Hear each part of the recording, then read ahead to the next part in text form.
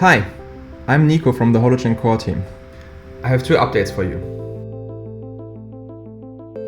The first one is we have a new Holoscape release out with some major UX improvements. And second, we have just released the first alpha version of our community's hApp, which is a port of the centralized social network Hilo to Holochain. I'm excited about this because with these two things together, it means that you can use a full-fledged social network on Holochain in its alpha version right now. In the first part of this video, I would like to show you a walkthrough of how to install Holoscape and communities, and then in the second part, I will show some more detailed features that might be interesting to you if you are developing hApps yourself. In order to install Holoscape, you just go to the release pages on GitHub, and there you will find the newest release version 0.0.5-alpha.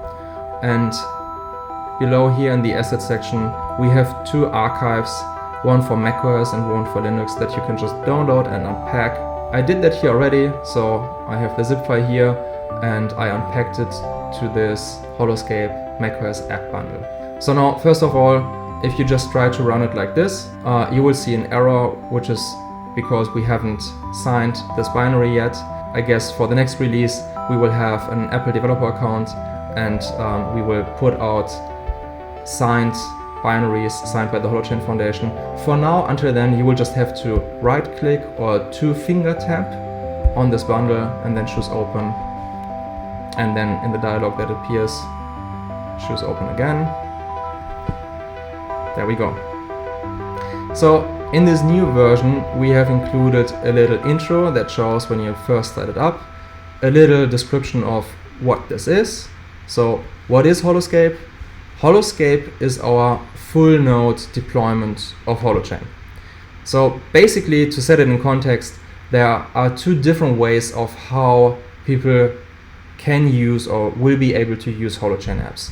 One is to run a Holochain node themselves on your own device, and the other one is Holo. The main idea of Holo is to be a bridge so that people can use the same Holochain app and be connected to the same DHT, the same network, without having to install anything. So this Holoscape is the first one, the full node deployment and installation of Holochain. So it has nothing to do with Holo. It's the other way, the other possible way of installing Holochain and using Holochain apps. Cool. So then we ask to confirm that you understand that this is still alpha. There are two specific things.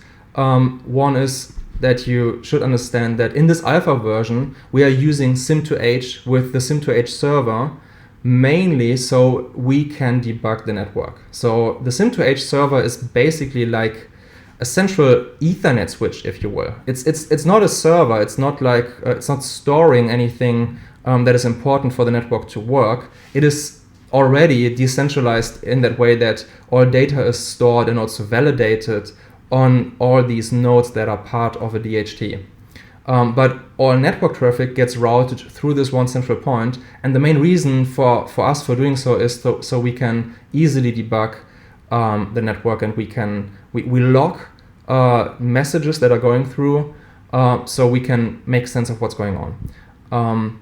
And what that means is that any data that you put into hApps might potentially show up in those logs. So you should know that, and not, as long as we are in alpha, not use it for anything, for any sensitive data. So, and the second thing is the terms and conditions, which are linked here, the terms and conditions of the Holo alpha testnet. The main thing here, yeah, they open here. I would just point out the main thing you should understand here is that the HoloFuel, we already have a HoloFuel hApp in that hApp store, and the fuel that you can send and receive there is just test fuel. There's no way to convert that HoloFuel, that test fuel, into real HoloFuel at some point. So if you have read and understand that, you can proceed, and then on the last page there's a way to set some advanced settings that are only important if you would do your own testing, if you're a hApp developer and you want to have you run your own Sim2H server, for instance. But if you just want to join and play around with that alpha version, just ignore this and click Finish Setup. So, and then it opens the main window. This is new, so up until version 0.0.4 we haven't had a main window. The only thing that you would see of Holoscape would be that system tray icon here, and that was confusing for some people. The idea was anyway to have like a tabbed view of all the installed hApps, and that is what we have right now. So you can go and close that window. It won't close Holoscape, and it also won't quit your Holochain conductor. It keeps running here, and you can easily open the Holoscape UI again. The whole idea, or the reasoning behind that, is that if you run a full node, then you are also storing data of others as part of the DHT. And we need people to have the Holochain node running in the background so they can host this data and can respond to queries for others. So now if you want to install a hApp, just go to the App Store and you will see a few hApps that are already in here. And this on top here is the Communities app that I was talking about. So and it's as easy to just go and click that install button and just wait for the installation to finish. What it will prompt me soon is with a passphrase. And that is because so far we haven't had to deal with keys because we had an empty conductor. But now we are installing our first DNA, our first hApp, and now we have to create keys, and those keys need to be protected with a passphrase. So you can put in some passphrase here, and this will now create new keys for your Communities app with that passphrase.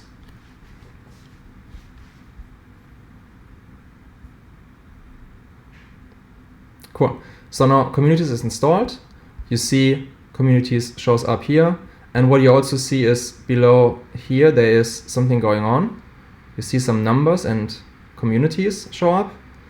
So, and I will talk about this more in the second part. Just quickly, this is showing entries that my node is now synchronizing and getting from other nodes. So now we see the login window here of Communities, and it asks us to put in a name. I will put in my name, Nicolas Look, and then it also asks for an avatar URL. So this is just a URL pointing to some picture of yours. I have my Gravatar picture here, and I will just copy this URL and put it in here, and then I hit register. And there we go. This is the Communities UI. And we already see some posts here of some Rick Sanchez guy asking for some test fuel.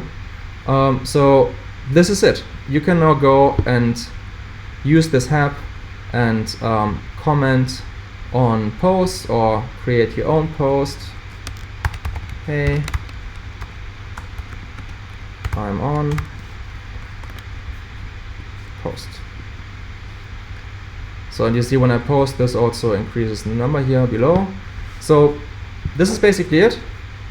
This is how you can now use a fully decentralized social network based on Holochain.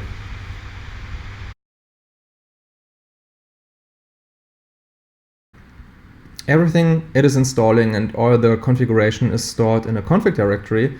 And this is something I want to point out here because it might be important for you to know about it, maybe just to clear it if you want to install a new version of Holoscape or have different configs for different test runs.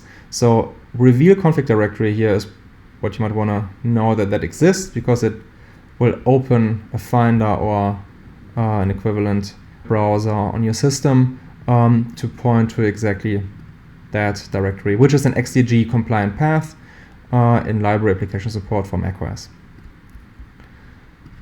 So, and then something else you might want to know, especially if you're developing hApps, is this install hApp from file item here, which opens a dialog where you can select a local hApp bundle file in order for you to install your hApp bundle before publishing it and putting it in the hApp index. You want to try it first locally in Holoscape. So if you are developing hApp, you need to debug it, right? Holoscape is, and there are some more things coming soon that will make it easy for you to use Holoscape in your development workflow. But for now, what you can do is if you click these little status bar items here, it will open a debug view for the specific instance. So instance is the running DNA, which is the community's DNA here. It shows you some stats, like how many entries and aspects you're holding, the pending validations currently. So that is when another node creates some entries and gossips it over to your node. And you will get a number here and see how it goes down as your node is validating those entries and also holding them. And then we also have running zone calls. And what you see here already is core actions. I won't talk about this much now. This is these are the actions inside of this Holochain instance. What might be more interesting for you is the source chain, for instance. So here we have a little table showing you the source chain of your community's DNA. Every source chain starts with a DNA, an agent ID, and a cap token grant. And then these green ones are entries that are app specific. So the blue ones are Holochain system entries, and community is obviously an entry from the community's DNA. And you can expand it here and then also get the content, and you can see what it actually is storing. So you can even search here. So for instance, if you're interested in let's say you have an address and you want to find exactly that entry, you can put it in here and it will find the entry. So and if you open the DHT section, you have two more tables. One is the validation queue, which is empty right now, and then the held entries. So source chain are the entries that you created locally, and that's your data that you are holding, like your history. And these are the entries that you are holding for others, that you are holding as your role as a DHT host. And you can do the same thing here. You can search for an entry if you have an address, entry address, and then you can get the type and the content again, and you can see entry aspects, which is something I will explain maybe in a later video.